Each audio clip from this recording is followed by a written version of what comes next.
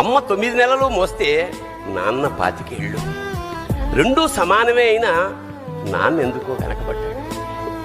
ఇంట్లో జీతం తీసుకోకుండా అమ్మ, తన జీతం అంతా ఇంటికే ఖర్చు పెడుతూ నాన్న, ఇద్దరి శ్రమ సమానమే అయినా అమ్మ కంటే నాన్న ఎందుకో వెనకబడ్డాడు. ఏది కావాలి అంటే అది వడ్డీ పెడుతూ అమ్మ, ఏది కావాలంటే అది కొని పెడుతూ నాన్న, ఇద్దరి ప్రేమ సమానమే అయినా నాన్న ఎందుకో బాగా వెనకబడ్డాడు.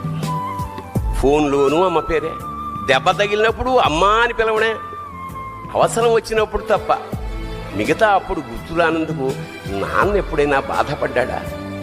అమ్మకి అన్నో కొన్నో బంగారు నగలు, నాన్నకి బంగారం అంచున్న పట్టు పంచొకటి. నాన్న ఇలా వెనకబడిపోవడానికి కారణం ఆయన మా అందరికీ వెన్నెముక కావడమే. వెన్నెముక వెనక ఉండబట్టే కదా దన్నుగా నిలబడగలుగుతున్నాం. ఇదేనేమో నాన్న వెనకబడిపోవడానికి కారణం.